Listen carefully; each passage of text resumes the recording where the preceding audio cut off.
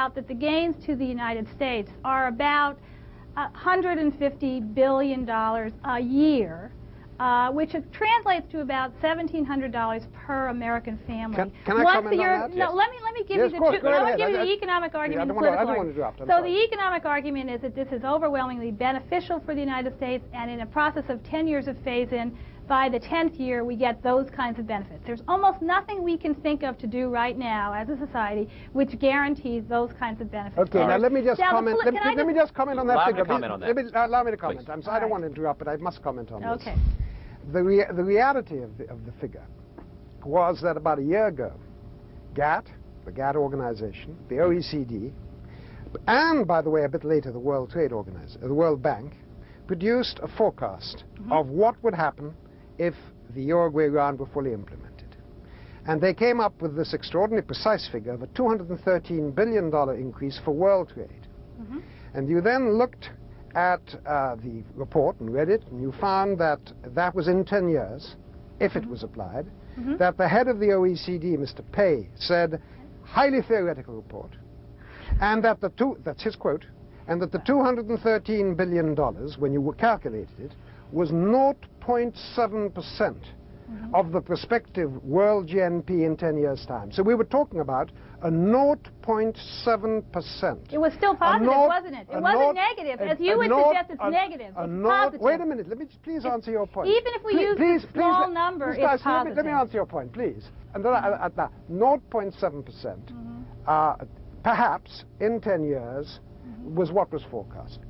Then, as the pressure has come on, and there's been opposition to GATT, like a lot of hysterical chicken, they've been increasing that forecast. And all of a sudden, it's 500 billion. Last week, as one paper yesterday said, that was a cannily well timed. They doubled. They found 287 billion, took out of the hat. On top of that, what did we hear? That if it was postponed, the single most important piece of economic legislation in modern times, if it was postponed a few months, we were told it was going to cost 100 billion to the US for a few months. Now it was 213 billion for the whole world in 10 years, perhaps. And all of a sudden it became 500 billion, 100 billion for the US alone. This is hysteria. I have to terminate this now and move on to some other subjects while I've got James Goldsmith here and talk about the book. I thank you, Laura Tyson. It's good to see you on the broadcast again. It's been an interesting conversation and a pleasure. Thank you very much. We always love having you here, and please come back. Let me come back to the book and Jimmy Goldsmith and talk a little bit about what you were saying here, because this sounds like some of the things we've been hearing in the political debate that just took place in America, in which we had an extraordinary gain by Republicans in the Senate and in the House. Here's what you say just on the flyleaf. Just on the cover. Despite an expanding economy, violence increases, the number of those living in poverty grows, and urban slums spread in cities throughout the world.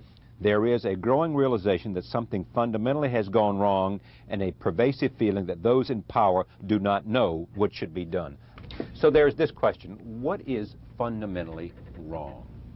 You see, because obviously Europe and America are extremely similar. Very similar problems. Development of slums, breakdown of families, drugs, crime, all those problems which we all know are the fundament of a problem, but they're symptoms of something. They didn't come about on their own. They're symptoms of a basic disease.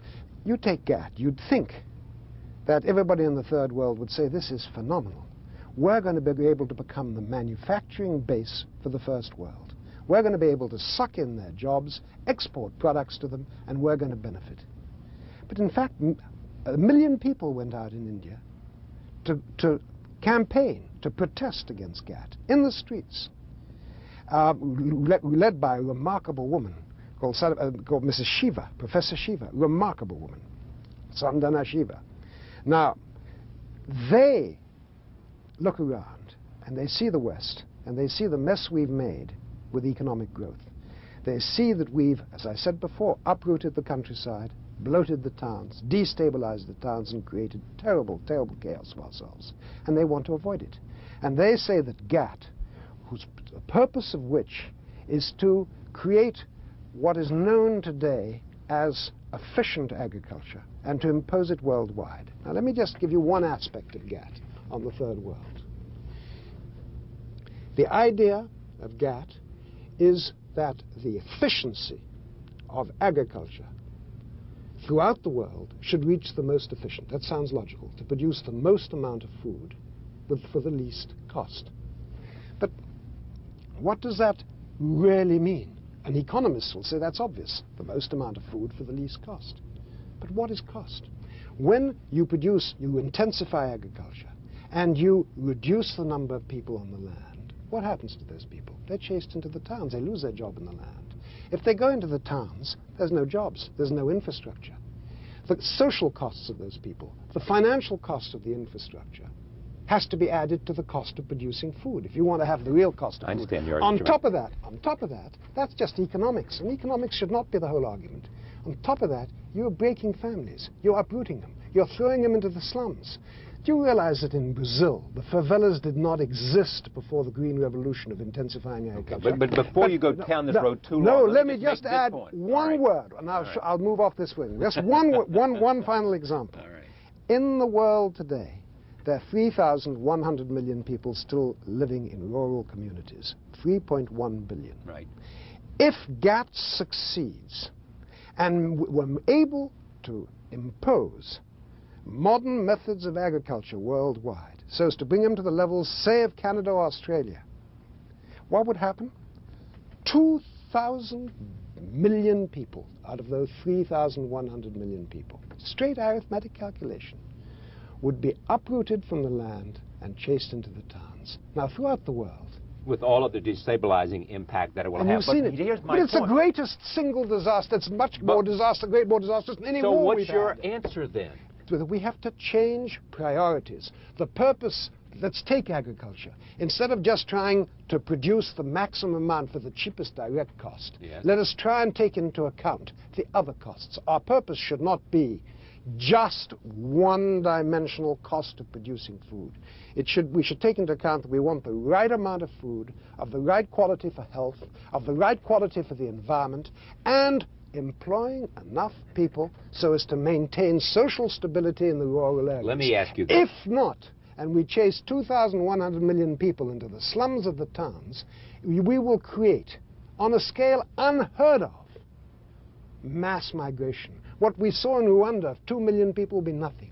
So as to satisfy an economic doctrine, a piece of economic thinking which, by the way, started in 1819 and was based on totally different ideas, which was Mr. Ricardo's ideas, we would be creating 2 billion refugees. We would be creating mass waves of migration which none of us could control. We would be destroying the towns which are already largely destroyed. Look at Rio, look at Mexico, look at our own towns.